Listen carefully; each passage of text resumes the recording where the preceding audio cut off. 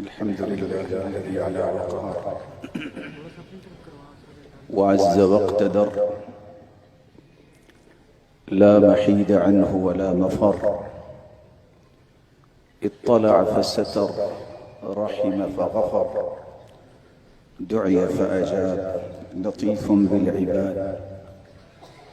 والصلاة والسلام على من بلغ الرسالة وأدى الأمانة ونصح الأمة وتركنا على المحجة البيضاء ليلها كنهارها لا يزيغ عنها إلا هالك. أما بعد، فأعوذ بالله من الشيطان الرجيم. واتقوا يوما ترجعون فيه إلى الله ثم توفى كل نفس ما كسبت وهم لا يظلمون. فضیلت مآب علماء کرام، سامعین مکرم، اللہ ذوالجلال ہم سب کے خالق و مالک اور رازق ہیں۔ اس کا بے پناہ احسان ہے جس نے ہمارے لیے ہادی و مرشد کائنات کی سب سے اعلیٰ اور عرفہ اور اسما ہستی کو بنا کے بھیجا۔ اس ہستی کی صحبت اختیار کرنے والوں کو اللہ ذوالجلال نے قیامت کی دیواروں تک نمونہ اور آئیڈیل بنایا۔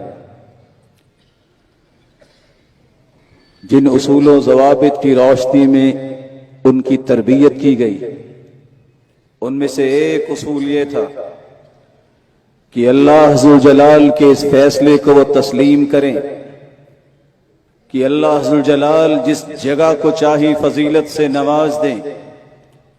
اگر بیت اللہ میں ایک نماز پڑھنے والا ہے، دنیا کے کسی خطے میں 55 سال 6 مہینے نماز پڑھنے والے سے افضل اجر ملے گا تو بیت اللہ میں پڑھنے والے۔ اللہ جس کو چاہے فضیلت سے نوازے، وہ کسی انسان کو فضیلت سے نوازے جیسے انبیاء اور رسل صحابہ کو نوازا، کسی مکان کو فضیلت سے نوازے جیسے بیت اللہ، مسجد نبوی اور مسجد اقصی کو نوازا، کسی زمان کو فضیلت سے نوازے۔ 83 سال 4 مہینے کی عبادت ایک طرف اور لیلۃ القدر کی رات کی عبادت ایک طرف۔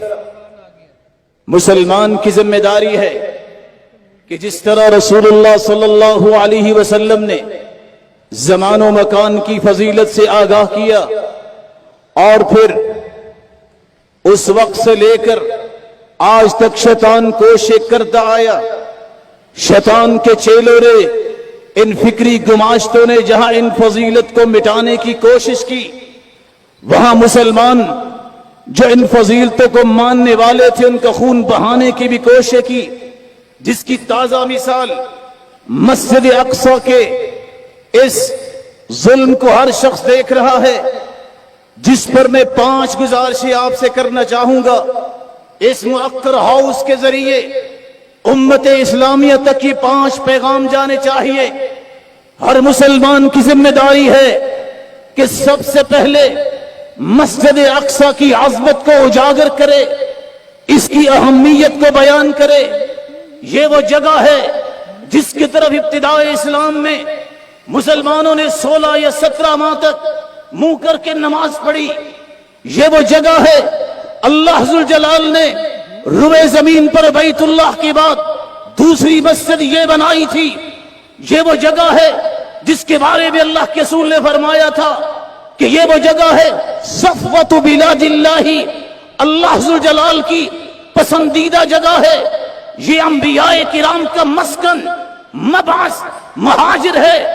یہ وہ جگہ ہے جس کے بارے میں سلیمان علیہ السلام نے دعا کی تھی، میرے اللہ، میری دعا یہ ہے کہ مجھے وہ حکومت عطا فرما میرے بعد کسی کو نہ ملے، اور جو اس جگہ پہ آ جائے جب نماز پڑھ کے فارغ ہو، الا خرج من ذنوبہ کیوم ولدتہ امہ، وہاں سے نماز پڑھنے والا جب گھر واپس آئے تو اس طرح واپس جائے جیسے آج ہی اس کی ماں نے چنا ہے۔ اس جگہ کی عظمت کو اجاگر کرنے کے بعد دوسری ذمہ داری یہ ہے، آج وقت وہ آ گیا ہے، الولا والبرا کو سمجھیے، سمجھائیے، اولادوں کو اپنے طالب علموں کو، شاگردوں کو، رشتہ داروں کو، پڑوسیوں کو یہ بات سمجھائیے۔ قرآن نے اس بات کو بیان کیا ہے، لا تتخذوا اليهود والنصارى اولیاء بعضهم اولیاء بعض ومن يتولهم منكم فانه منهم۔ یہودی اور عیسائی تمہارے دوست نہیں ہے، روئے زمین پہ سب سے بڑا دشمن مسلمانوں کا یہودی ہے۔ لَتَجِدَنَّ أَشَدَّ النَّاسِ عَدَاوَةً لِلَّذِينَ آمَنُوا الْيَهُودَ وَالَّذِينَ أَشْرَكُوا۔ ان کو دشمن سمجھو جن اولادوں کو تم بھجواتے ہو، جو پاکستان میں لینڈ کرتے وقت اسی مغرب کے فضائل بیان کرتے ہیں۔ روک لو، وقت ہے، ان کو بتاؤ تمہاری محبتیں مسلمانوں کے لیے ہونی چاہیے، یہودیوں کے لیے نہیں ہونی چاہیے۔ اور ان کو بتاؤ یہ مسجد اقصی کا مسئلہ سیاسی نہیں ہے، یہ ایمان اور کفر کی لڑائی ہے، اعتقاد کی لڑائی ہے۔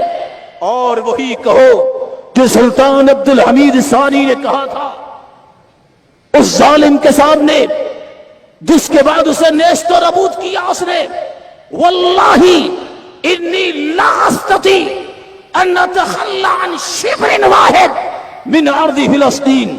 اللہ کی قسم ایک بلشت بھی میں فلسطین سے واپس نہیں ہٹ سکتا، لأنها لیست ملک یمینی بل ملک للامت الاسلامیہ۔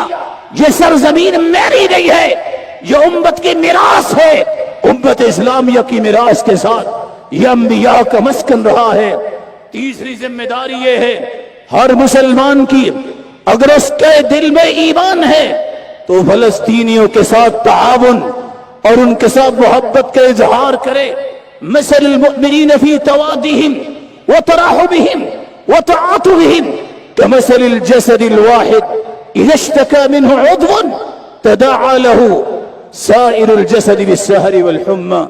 ایک مسلمان کی محبت، آپس میں عاطفت، اس کی شفقت ایسے ہونی چاہیے جسم کے ایک حصے کو تکلیف ہے پورا جسم بیمار ہوتا ہے، بخار میں مبتلا ہوتا ہے۔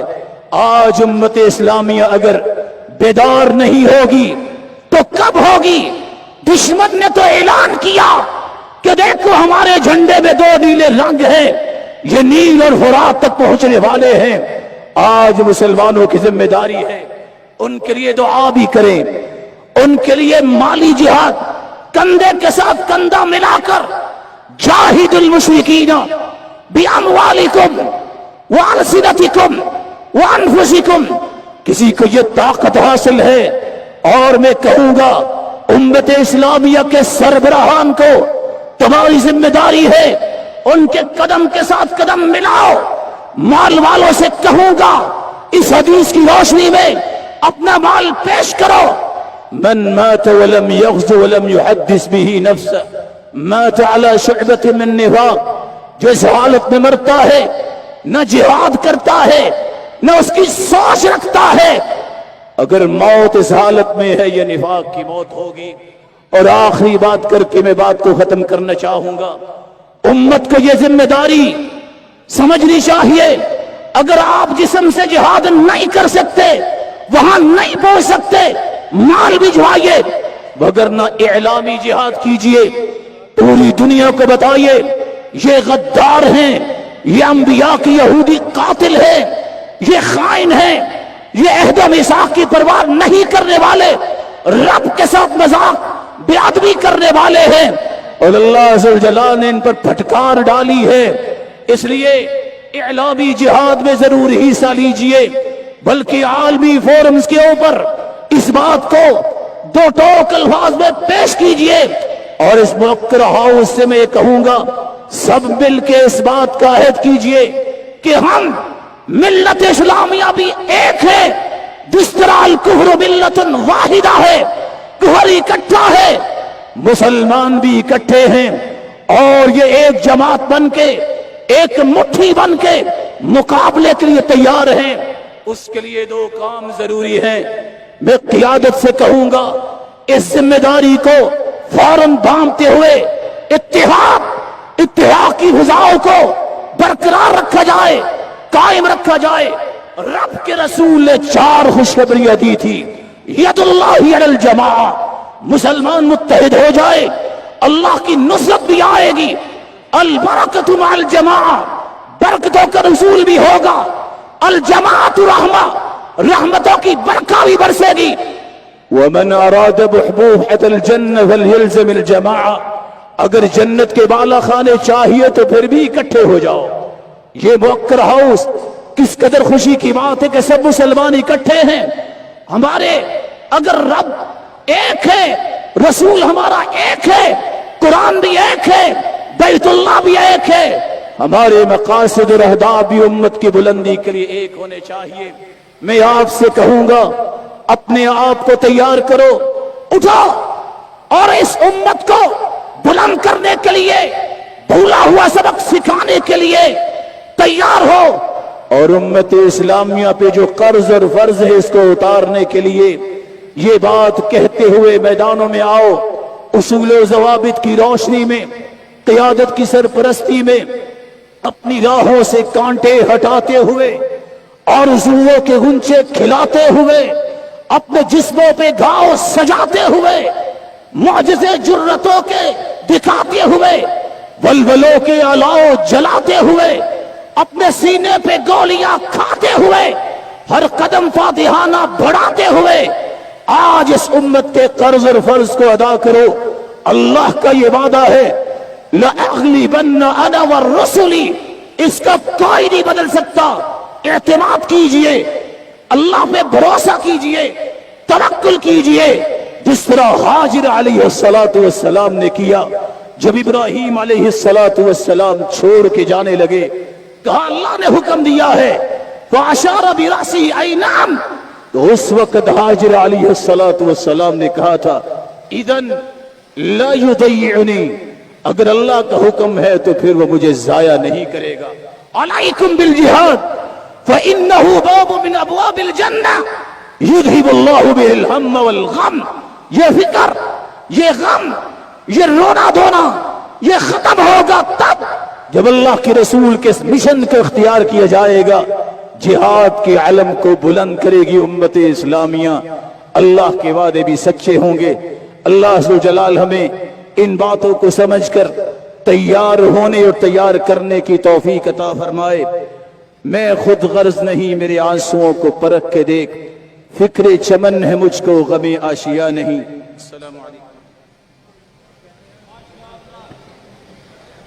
محو خطاب تھے عزت مآب جناب قاری صہیب میر محمدی صاحب حفظہ اللہ تعالی.